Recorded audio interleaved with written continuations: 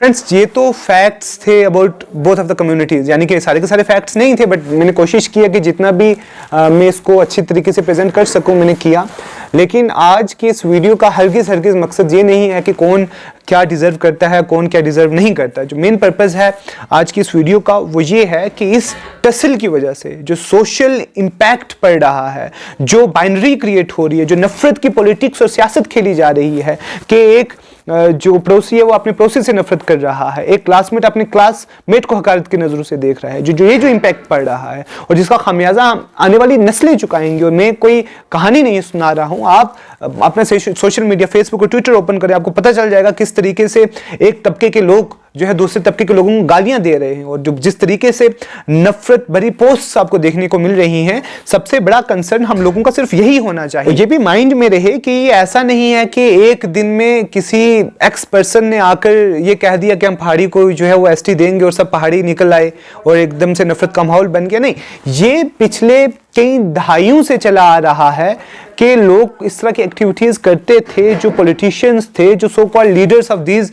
Tribes थे, वो दूसरी कम्युनिटी के खिलाफ कुछ ऐसी बातें करते थे और सोशल स्टिग्मा ऐसा बना हुआ था जिसकी वजह से हालात बढ़ते बढ़ते यहाँ तक आ गए। मैं आपको 2 एग्जांपल्स दूंगा। पिछले कई सालों से 22 अप्रैल के दिन गुजर डे सेलिब्रेट किया जाता है और अब उसके रिस्पॉन्स में पहाड़ी कन्वेंशंस हो रही हैं। ये क्या है? ये असर्शंस ऑफ आइडेंटिटीज़ हैं, ये अपनी आइडेंटिटीज़ पर प्राउड करना हुआ, यानी कि और ये इंडिकेशंस देते हैं कि we are different from others, we are different from you, है ना। और साथ में ये कि सबसे अफसोस की बात ये है कि इन कन्वेंशंस को सिर्फ पॉलिटिशियंस अपने पॉलिटिक्स गेन के लिए इस्तेमाल नहीं कर रहे हैं। कल किसी को एमएलए का इलेक्शन लड़ना है या किसी को एमपी का इलेक्शन लड़ना है तो वो अपनी कम्युनिटीज़ के लोगों का इस्तेमाल कर रहा है कि हम गुजर हैं और हम सब साथ में इकट्ठे हो जाएंगे और जो पहाड़ीज हैं वो अलग से। ये तो है ही है, मगर इसके अलावा जो सबसे अफसोस की बात यह है कि इन कन्वेंशंस, इन गुज्जर डेज, इन पहाड़ी कन्वेंशंस का हिस्सा जो है एजुकेशनिस्ट बन रहे हैं, ऑफिसर्स बन रहे हैं और सिविल सोसाइटीज इसको बहुत बुरी तरीके से जो है इस्तेमाल कर रही है। यहां से आप अंदाजा लगाएं कि ये सिर्फ पॉलिटिशियंस ही इसमें इन्वॉल्व नहीं है, बल्कि वो जो तबका, वो जो लोग जिनको लोगों को एजुकेट करना था, वही इसका शिकार है, वही इस चीज का विक्टिम है। और इसी चीज को I do not know the depth reason या उनकी इंटेंशंस पे बात नहीं करूंगा, बल्कि दिस इज फैक्ट। आप खुद देखें कि इन जो कन्वेंशंस इन डेज के चीफ गेस्ट्स कौन होते हैं, वहां से आपको अंदाजा होगा कि अंदर का मसला क्या है, कि अंदर से किस तरीके से ये नफरत जहां से जोर पकड़ रही है उन लोगों में इन्वॉल्व कौन कौन है। और इसके अलावा दूसरी सबसे अफसोस वाली बात जो है वो ये है कि ये लोग कौन हैं, ये पुंछ और राजौरी में रहने वाले लोग कौन हैं।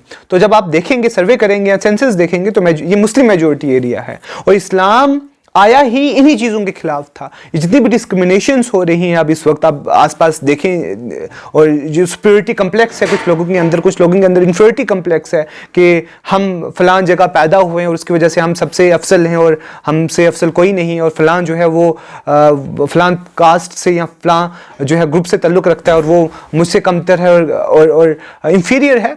तो ये जहनीत कहाँ से बनी है? क्योंकि इस्लाम ने तो हर तरह के डिस्क्रिमिनेशन एक्सेप्ट पायटी बुरी तरीके से डिफाई किए हैं। जब अभी इस्लाम जो है वो मदीना में नहीं पहुंचा था, मक्का में ही था, उसी वक्त से इस्लाम ने इन सारी चीजों को निगेट किया है। आप मदीना की अगर बात कर लें तो वहां पर 2 तबके मौजूद थे, 2 कबीले मौजूद थे, औस और खिजरज, और ये पिछले कई सेंचुरी से लड़ रहे थे। और जैसे ही इन कबीले के लोगों ने इस्लाम एक्सेप्ट किया और इनमें जब मुसलमानों की तादाद बढ़ी तो that hate got replaced with love. क्योंकि जब इस्लाम आता है तो फिर इन आइडेंटिटीज पर फख्र नहीं रहता, इन आइडेंटिटीज पर प्राउड नहीं रहता, फिर ईगो क्लैशेस नहीं होते हैं, फिर नफरत नहीं होती, फिर सिर्फ मोहब्बत ही मोहब्बत होती है। तो हम अगर ये क्लेम करते हैं दैट वी आर मुस्लिम्स, तो हमें अपने सोसाइटी में इस्लाम दिखता क्यों नहीं है? हमें अपने घरों में, अपनी फैमिलीज में, अपने रिश्तेदारों में इस्लाम दिख क्यों नहीं रहा है? इतनी नफरत क्यों है? और दूसरी इंपॉर्टेंट पॉइंट ये कि जब नबी अलैहिस्सलाम ने 23 साल की कैंपेन के बाद जब अपना आखिरी खुतबा दिया हिज्जतुल विदा पे, जिसको last sermon of prophet Muhammad सल्लल्लाहु अलैहि वसल्लम, उस खुतबा यानी कि अब इस्लाम का निचोड़ बताया जा रहा है, कंक्लूजन बताया जा रहा है, और उस खुतबे का एक बड़ा हिस्सा जो है वो रेशियल डिस्क्रिमिनेशन पे है कि ए लोगो, तो तुम्हारा खुदा एक है, your Lord is one, your father Adam is one, none of Arabian is superior than non-Arabian, none of white is superior than black and none of black is superior than white। यानी कि किसी को कोई स्पिरिटी complex आ ही नहीं सकता। अगर उसके दिल के अंदर ईमान है तो स्पिरिटी कम्प्लेक्स इसी वक्त चला जाना चाहिए जैसे ईमान इंटर हुआ है। इसी की एग्जांपल आप यहाँ पर ले लें कि अबू ज़र गफ़ारी रज़ियल्लाहु ताला अन्हु, one of the most noble companions of prophet Muhammad सल्लल्लाहु अलैहि वसल्लम। प्रॉफिट मोहम्मद को हज़रत अबू ज़र गफ़ारी से बहुत ज़्यादा मोहब्बत थी।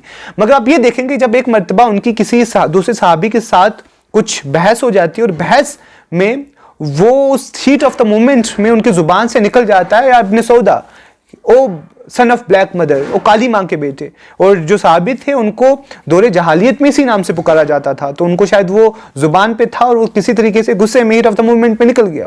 और जब उन्होंने ये अदा कर दी उसके फौरन बाद उनको रियलाइज हो गया कि उनसे गलती हो गई और माफ़ी मांगते रहे। मगर जो सहाबी थे वो बहुत ज़्यादा हर्ट हो गए और प्रॉफिट मोहम्मद सल्लल्लाहु अलैहि वसल्लम के पास चले गए। जब वहाँ पर जाते हैं और प्रॉफिट मोहम्मद सल्लल्लाहु अलैहि वसल्लम को इस बात का इल्म होता है तो उनका चेहरा लाल हो जाता है और हज़रत अबू ज़र गफ़ारी जैसे सहाबी को बोलते हैं कि Abu Zar, there is still जहालिया इन योर हार्ट।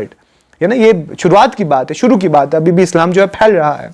तो उनको हज़रत अबू ज़र को कहा जा रहा है कि अबू ज़र, तुम्हारे दिल में अभी भी जहालत है। तो ये तो हज़रत अबू ज़र जैसे नोबल कंपेनियन की बात हो रही है। फिर हज़रत अबू ज़र ने जो है वो अपना चेहरा ज़मीन पे रखा और हज़रत बिलाल से कहा, या जो सहाबी थे, कुछ रिवायत में हज़रत बिलाल का नाम है, कुछ में जो है विदाउट नेम है, उनसे कहा कि आप अपना जो कदम है, पाँव है, वो मेरे चेहरे पर रखें। फिर हज़रत बिलाल ने जो है वो उनके चेहरे पे बोसा दिया, उनका अपना चेहरा उनके चेहरे पर लगाया और दे बिकेम फ्रेंड्स। अब आप अंदाज़ा लगाएं कि एक नोबल कंपेनियंस के बारे में नबी अलैहि जिसने एक रेशियल स्लर इस्तेमाल किया था, वो भी गलती से हो गया, हीट ऑफ द मूवमेंट में हो गया था, उसके लिए इतनी स्ट्रिक्ट वर्डिंग्स इस्तेमाल की prophet Muhammad, peace and blessings पे अपने। तो आप अंदाज़ा लगाएं कि हम लोग जो एक दूसरे को मारने पे उतरे हुए हैं, एक दूसरे को गालियां देते हैं, बस एक दूसरे से नफरत और हकारत की नजरों से देखते हैं, हमारे अंदर कौन सा ईमान होगा, या हम लोगों का लेवल ऑफ ईमान क्या होगा और हमारे साथ किस तरीके का बर्ताव किया जाएगा हेयर आफ्टर जो प्रॉफिट मोहम्मद सल्लल्लाहु अलैहि वसल्लम के सामने हमारी पेशी होगी। और यही मुस्लिम कम्युनिटी है जो क्लेम करते हैं मुसलमान, और ये बात सच भी है कि इस्लाम ने हर तरीके से निगेट किया है, डिफाई किया है any discrimination on any of this basis. मगर हमारे यहाँ पर नफरत इस उरूज पे है कि इसी नफरत की बिना पर we won't be able to count 10 such relation, intercaste relation within Muslims, है ना। एटलीस्ट मुस्लिम्स को तो ये चीज़ समझनी चाहिए थी ये कितना बड़ा जहर है, कितना खतरनाक जहर है, और ये एंटी इस्लामिक विनोम है जो उनके अंदर जो है वो घोला जा रहा है। कौन घोल रहा है? उनके लीडर्स की भी गलती है, एक्सटर्नल जो लोग हैं उनकी भी गलती है, और इसी का नतीजा आप यहाँ से अंदाज़ा लगाएं कि ये जहर कितने अंदर तक घुल चुका है कि जो यूनिवर्सिटीज़ हैं, जो कॉलेजेस हैं, जहाँ पर अलग अलग कॉर्नर्स से बच्चे आते हैं, अलग अलग एथनिसिटीज़ से, अलग अलग रिलीजन से, अलग अलग रीजन से, अलग अलग कास्ट क्लास से, हर जगह से लोग आते हैं और फ्रेंड सर्कल्स बनते हैं, एक्सपोजर मिलता है बच्चों को और वो सीखते हैं।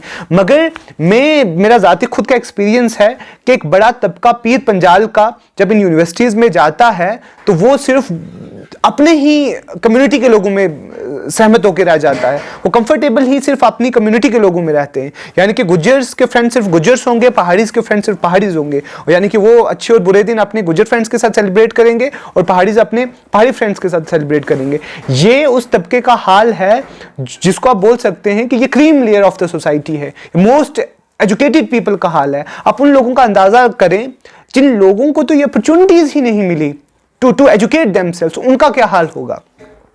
बहरहाल बहुत सारी बातें हैं, without lack of time I won't be able to talk all of those things, but ये चीज़ जहन में रखें कि पीपल ऑफ पीर पंजाल के लिए ये बहुत ही ज़रूरी वक्त है। It is high time to think कि हम कर क्या रहे हैं।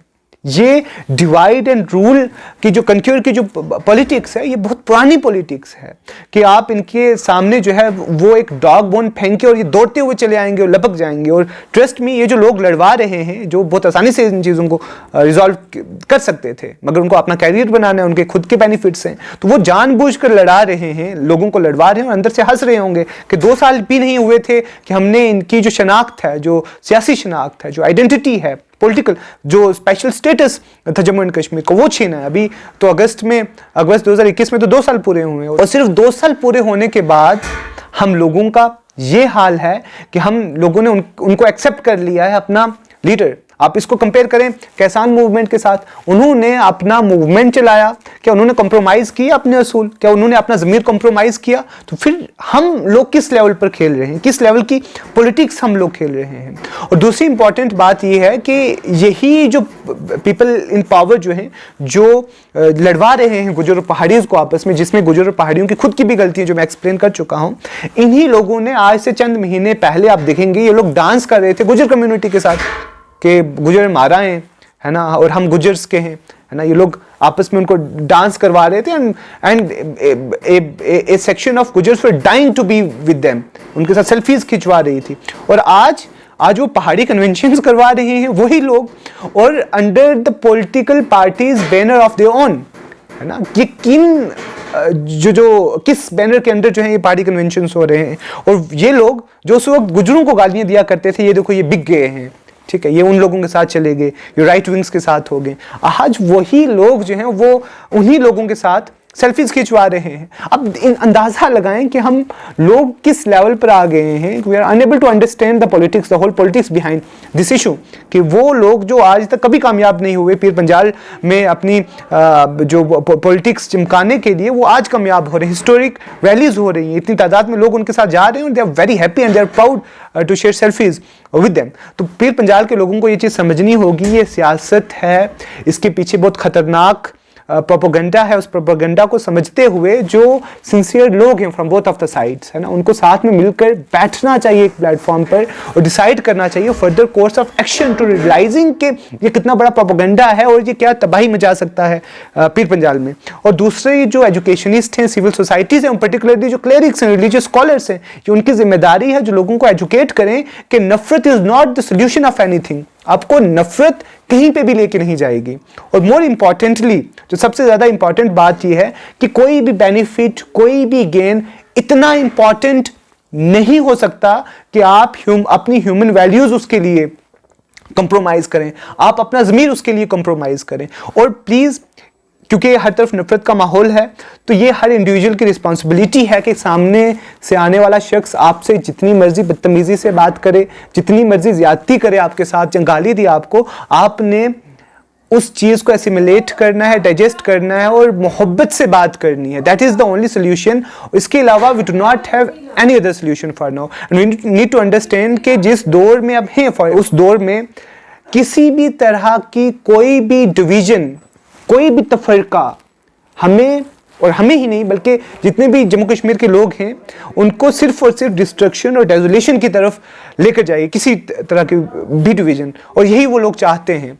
So it's our responsibility that we should not speak hate, we should not spread venom, and we should talk of love, and we should sit together to resolve this issue. मैं किसी भी party को support नहीं कर रहा हूँ, किसी भी पार्टी को अपोज नहीं कर रहा हूँ, और खुसूसी तौर पर वो जो लोग नफरत फैला रहे हैं, they are enemies of all of us, and we need to understand the propaganda. Thank you so much for your time.